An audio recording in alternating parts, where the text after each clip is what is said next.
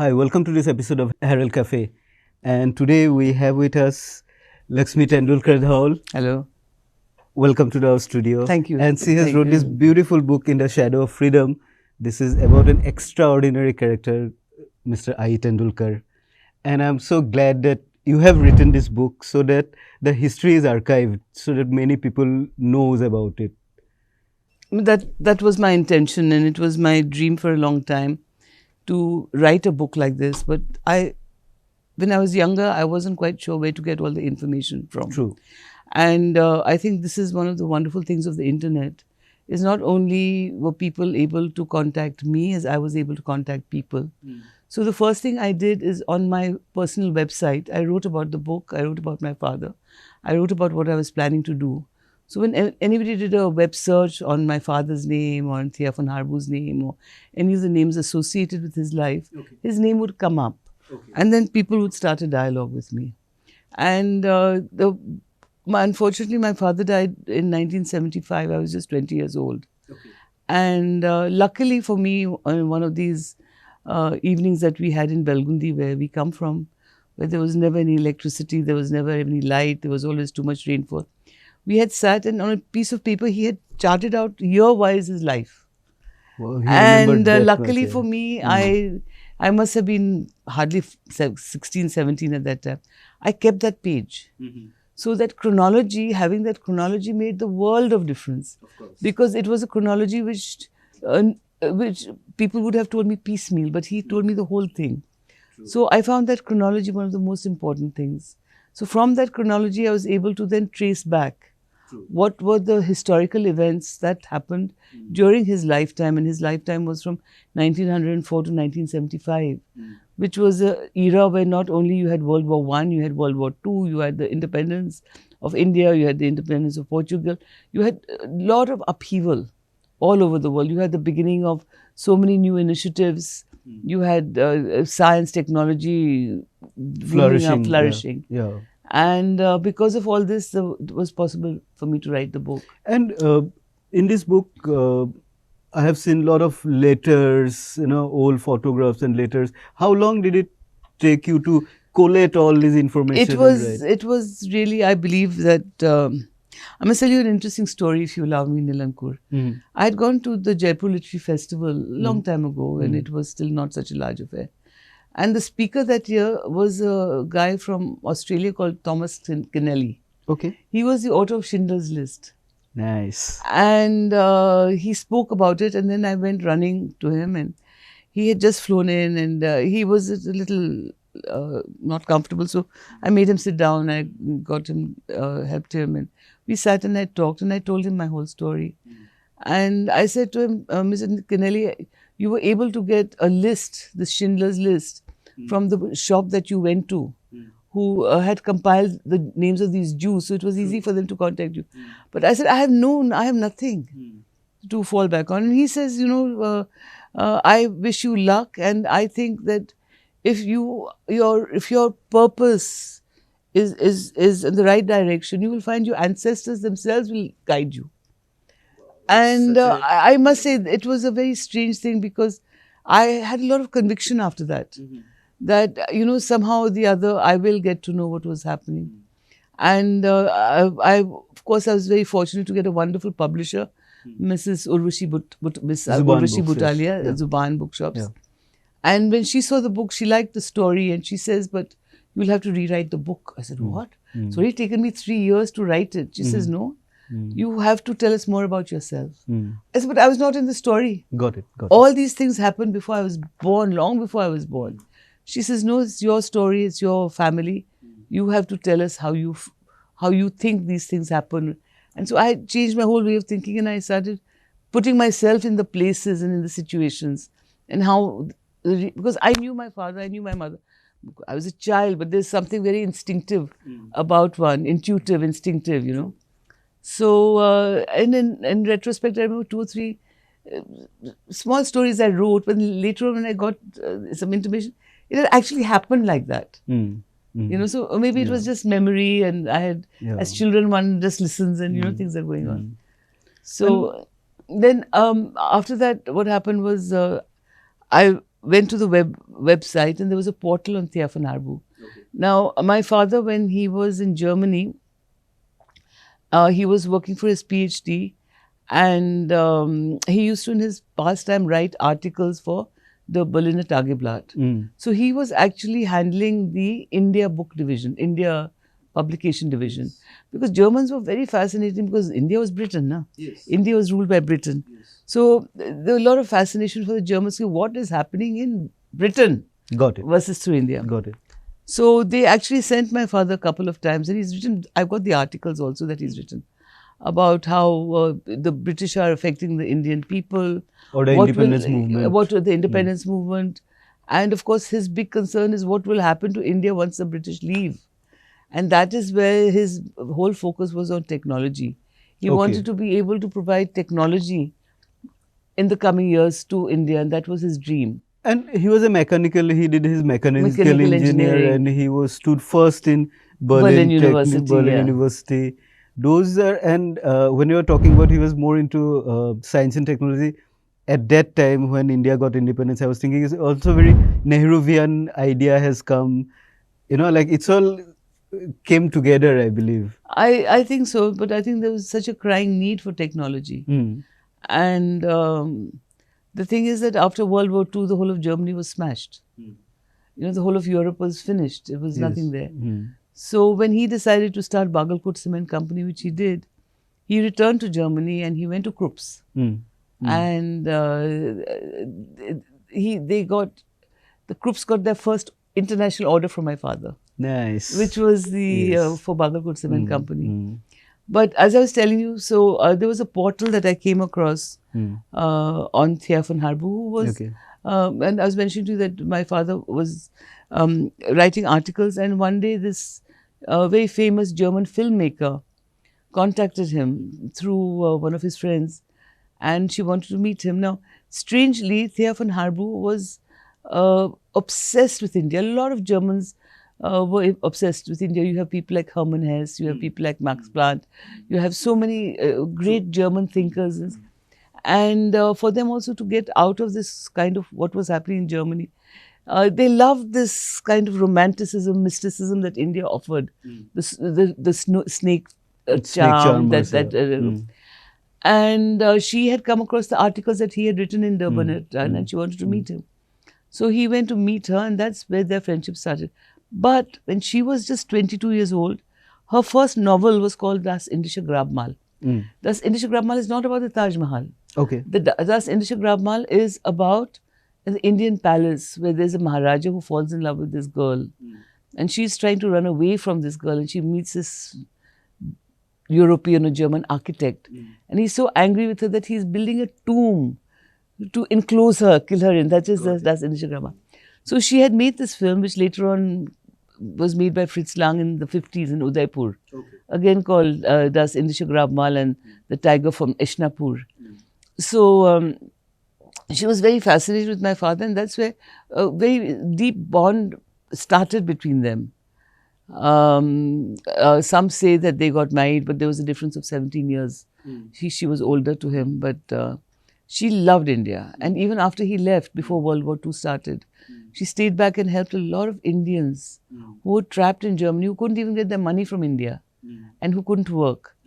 So, as I was mentioning to you, asking me the genesis of the material, so I looked up the internet and I found this portal on Thiafen Harbu. And I sent an email to the 3 people who wrote who were developing contributors to the website. Yeah, and I said that I'm Dr. Tendulkar's daughter and I'm very much interested to know about my father, about Thiafen Harbu. But more than that, I'm coming to Germany and I want to visit her grave. Can you guide me where to go? So immediately I got a call from one of the gentlemen, Dr. Luther Gunther. He was so excited. He says, you know, with the receipt of your email, our whole exercise has come true. So nice. And, you know, he had not heard what had happened to Tendulkar, what had happened to India, because once my father came back to India, very shortly afterwards, the World War II started. During World War II, what the British did is anybody who had anything to do with Germany, even if you had visited Germany for 1 month, they put you in prison for the duration of the war. So 5 years he was stuck in prison. as a political détenu, not as a prisoner. So the connection all severed. Nobody knew what happened to Tendulkar. Then he came out, then he met my mother, he wanted to start industry and everything like that. So there was a big gap and nobody knew what happened. Some people thought that my father, whose name was Dr Ayi Tendulkar, was the same as the doctor, there's one more doctor, Tendulkar, D.I. Tendulkar, something like that. So they thought maybe, and he has written the biography of Gandhiji. Okay. So they mixed up the two. So they had a lot of doubts and observations. So Dr. Gunter had actually collected a lot of data about my father. Okay. Even his PhD thesis. Nice. So the PhD thesis, which for me, it was like, I couldn't believe it. It was like falling on my lap. Yes. It was like, it was like heavens giving me the manna dew from material. heaven, yeah. So the PhD thesis, the topic of the PhD thesis was it was a statistical this thing on the population of India. Okay. The escalating population of That India. may be in like 1930s. 30s, yes. Yeah. And then the other thing which fascinated me a lot was Thea von Harbu's denazification certificate. I had never seen a denazification certificate. Yes. So after World War II, when the Allies, they divided Germany. Yes. So the part of Germany where she came to Charlottenburg in Berlin was run by the English. And her denazification certificate was there and she's written out everything. The films she's made, the books she's made, the money she's made.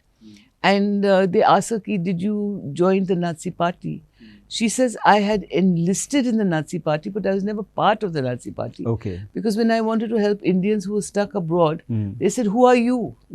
If you're not member of the party, then who are you? Yes, got it. You know? To give her an agency. To give her an identity. So this denazification certificate was amazing. And of course, she was fluent in English and she had made many films. And she was a wonderful personality. So for me, Nilankur, this has been a dream that I've had for many years. Yeah. And I don't think my dream is over yet. Yes. Because I think I would like to make some kind of a visual or a film, maybe more than for a film, but more for an OTT platform. Got it, yeah. Where not only do I want to compare what was happening in India, what was happening in Britain, what was happening in Germany during a very difficult time, when it was these huge events that changed the lives of normal people. That is what I was wondering. You see, in 19... if you let me just finish what I'm saying. Yeah. See, I believe that everybody's got a story. You have a story. Everybody has a story. Yes. I'm very fortunate that I was able to tell my story. True. And it's not that my story is more important than anybody else's story. But my story encompasses these different continents, these different cultures, there's different music, there's different food, there's different culture, the different ways of getting married, what are your ceremonies, what is, what did Bapuji stand for? So it was, for me, a huge education. This book is like a amalgamation of Eastern and Western, both Oriental. Yes. What I find extraordinary that in 1920s, because Mr. Tendulkar couldn't give a 10th examination because he was underage and he didn't have his parents, and he walked to Ahmedabad and he became Sardar Vallabhbhaiji's secretary. Can you imagine? Imagine that. Can you imagine? And then walking from North Goa to Allahabad in that Ahmedabad. time. Ahmedabad. Yeah. Not only did he become Vallabhbhai Patel's secretary, but Vallabhbhai was supported him all his life. Till Vallabhbhai Patel died. So later when he came back to India, I mean, I have copies of the letter where Vallabhbhai Patel got angry with him and says, Tendulkar, stop smoking. It's a dirty habit. And he had asked Vallabhbhai Patel, I want to become a politician when he came back. He says, you have to do industry. There's no question of you doing politics. So these intimate details between Vallabhbhai Patel and him. And so when he started Bagalkot, it was these Vallabhbhai Patel's contacts with the industry, the Bombay magnates, who were Gujaratis, who had who had the stature. I'm not saying that he took any money from anybody, but who had the stature to help him promote the factory. It was Vallabhbhai Patel's support. Also, I believe the newspaper he worked in Berlin, and they have sent him to India to write about that Indian nationalism, Indian national movement that time. All had like seeded in, like when he went to the Gandhiji's ashram, he was studying there. It is all rooted in that, It like is his rooted there idea of, because his connections were with those people. yes, yeah. And of course, he was very tongue in cheek, and he makes a lot of fun of how which he had never seen till he came back, how Indians were aping the West. Mhm, mhm. You know, Okay. that was something. Because he has seen the other side. He's no, seen then the other side. Yes. And at heart, when he left as a very poor child, poor infant who was starting making his life. So for him, it was such a wonderful, getting together of people, and he never forgot his childhood in Goa. My when he was born in Belgaum, but when his parents died, he came to live in Goa near Maye Lake. Yeah.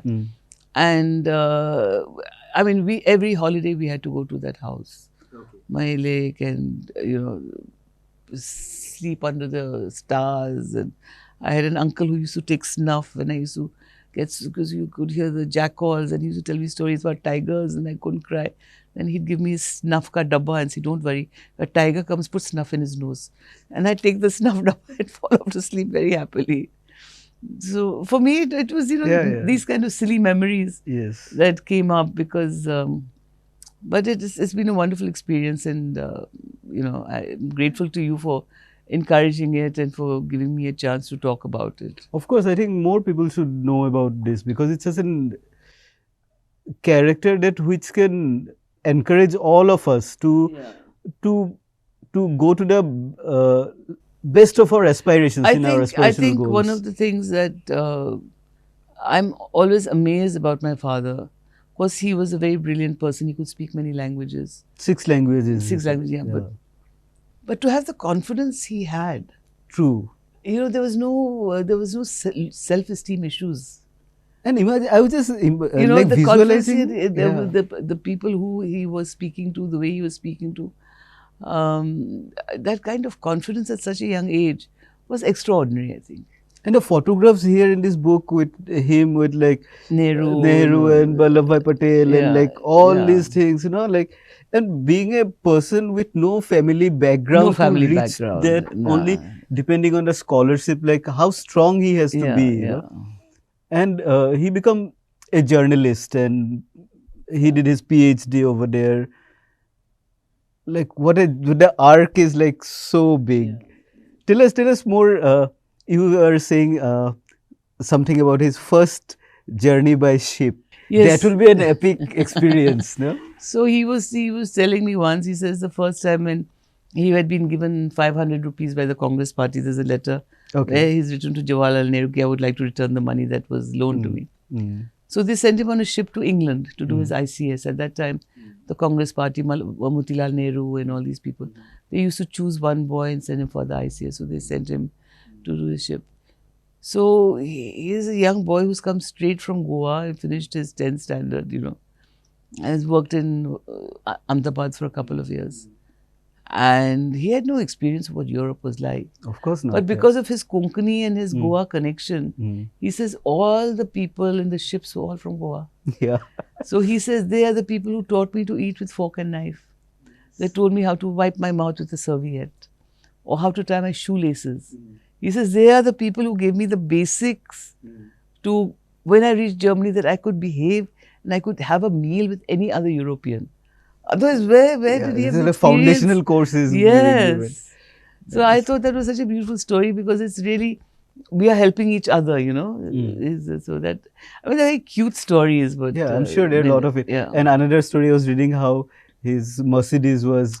Yeah, so when he came back from Germany, he had bought his Mercedes back with him. And he went straight to Belgaum and he started a newspaper in Belgaum called Varta.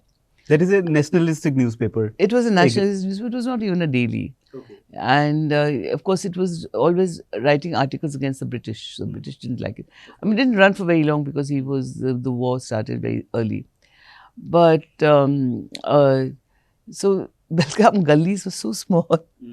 So very often, they would get stuck. And this is a lot of people who had heard about my father and the Mercedes Benz. And when I was in college, a lot of people, when they heard my name and had connection with Belgaum, they'd come back and say, "Oh, we know about the Mercedes. How your father used the bullocks to tug it, and things like that." Also in the starting of this book, you have wrote about that sea wolves. That movie has shot here extensively in Goa. Yeah. So when my father went to England, he didn't like England, so he went to Paris, and there he became friendly with a Russian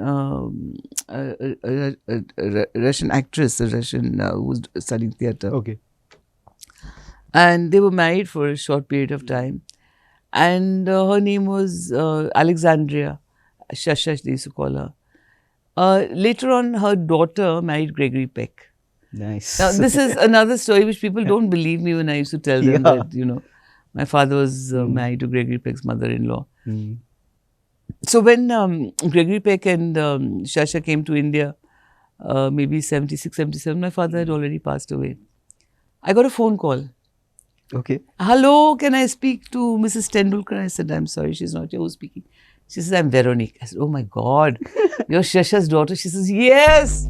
She says, "You don't know, everywhere I've gone, I have gone to the telephone directory and torn out the pages of Tendulkar. And I've rung up every Tendulkar. And everybody's inviting me for lunch and dinner. But you are the only one I know, it's you. Will you meet us?" I said, "Of course I'll meet you." So they met us at the Taj. And that letter that Alexandria has written, how they've described meeting me. And unfortunately, I didn't have a chance to meet her, but I did meet Gregory Peck and Veronique and their daughter, who's doing some wonderful work also making in the film industry. So these stories are so precious and they're so unbelievable. Yeah, true. They're so unbelievable that if I was to at a party, if I was to tell you these stories, you'd think I was making up stories, Yes. Because they're so out of the usual kind of parlance that people talk about, And the best part is that he has seen the rising of Indian nationalism. He was involved in that. He grew up in Mahatma Gandhi's ashram. Then for the newspaper, he's doing that, and he has seen the Nazi regime, how Indian students were asked to go back. He has seen both the sides. Like that tumultuous period of that time. Yes. Say 1940s to 1950s. No, but this is that the world, it affected all our lives. Yes, that way. It affected all of our lives, and I mean, as an Indian, you had no status in Germany at all. They considered you. Germany believed in Germans. Let's put it like that. Okay. If you were a German, you could not marry a non-German. If you were a German, you couldn't. You needed special permission to enroll in a university. They were very, very tunnel vision when it comes to Germans. And that is one of the things I think that Hitler had done when he realized that after the World War I, when Germany was finished, that he had to build up a national identity. True. The Third Reich. The Third Reich, but he had to build up the national identity in the minds of people. And that's why there was so much stress on Germans. And you also mentioned about that Berlin Olympics. Tell a little bit about that, please. Well, I knew it happened. But I sort of thought to myself that, if my parents were, if my father was watching the Berlin Olympics along with Tia van Harbu, who would she be cheering? Yes. That was my thought process, but not that anybody told me the true story. But of course, that story of Dhyan Chand and how he won the football was so fantastic. Yes. And Dr. Gunter Lothar, when he gave me a lot of documents, he gave me a lot of photographs of the Berlin Olympics. So this is in the Germans' mind. This is something which happened, which is true. So apart from the photographs that you have included in this book, do you have more photographs? I have letters. You have letters. I have letters from Gandhiji to my parents, because when they wanted to get married, tell us that story. So basically what happened is when my father came out of prison and he wanted to marry my mother, my mother had promised to Gandhiji earlier that she would not marry him without permission because Okay. he had lived in Germany, had lived abroad. So Gandhiji had put this condition that he would allow them to marry if they stayed away from 5 years. Now they stayed away because of the duration of the war was 5 years. And he was in the prison. He was in the prison. So once it all fell in. yeah. So once they came out, they went to Gandhiji, and Gandhiji said, "But I've just printed an article that I will only officiate at people's weddings when one of them is marrying a Harijan. You are both Brahmins. I cannot do it." So my mother cried and she was very upset. And he says, "You show me a letter or you show me proof where I have said that I've done, and I will stick to my word." So she was able to bring the letter that he had written to my grandfather, saying that when Dr. Tendulkar is released, if you're willing, let us get them married. So then he said that I cannot go back on my words, I will get them married. And then Gandhiji had this whole format of a wedding in the ashram. Where they got married in Wardha. No, they got married in Sevagram. Okay. So the thing is that there were you didn't do the 7 rounds. You took 7 steps. Okay. And 7 forms of sacrifice that you had to do. Okay. And recite the Bhagavad Gita and clean some watersheds, do this, do that. Which later on I believe in the ashram, other people also follow that regime. So when they came out, then Gandhiji told my parents that now I'm getting you married, but now you don't have children. Now this is something that he was doing with a lot of people, even J.P. Kriplani or even J.P. Narayan. Okay. So then the whole of India was actually quite against him at that time.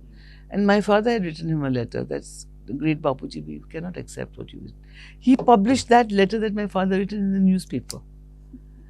And anyway, they came to a settlement that they would not get married till we got independence. One of the letters which I have, it's written in the book, is when Bapuji writes a letter to my mother that you have given a promise that you will not have children till independence. But if we don't get independence, what will you do? True. And that was such a shock to me, Nilankur, Yes. because it was, I said, I could never imagine that our stalwarts, that our national leaders ever had any doubt that we wouldn't get independence, We take so many things for granted. Yes. But yes. in retrospect, we don't realize the fragility of what the whole situation was. Yes. So this is one of the things that I want to say, is that this book is a highly fragile book. And why it took me so long to write is how to write it so that it's not misunderstood. Because a lot of people can misunderstand it. They can misunderstand my parents, the whole family situations. But they don't realize that what I've written is a time span. Yes. Of maybe 50 years, 60 years. Yes, 60 So when you years say totally. that, Tendulkar was married 3 times. But in time span of 60 years, it's understandable. There were wars, there was this, there was that. Yes. So I think you have to, when you read a book like this, it's very difficult for us sitting where we are today in 2024, imagining what happened over 100 years ago. True. And this book actually, like when I was reading it, actually transplanted me into those times, Yeah. Trying to see in that timeline, like how it could happen, Yeah. I'm so glad that you have wrote this book for all of us. Thank you, Nilankur. I think we're coming to an end for this conversation, and all the best for, I think you should do more with this book. I wish. Like get to the more bookstores, and I hope a lot of people read this book. Definitely. Yes. Thank you. Thanks a lot. I will see you again next week.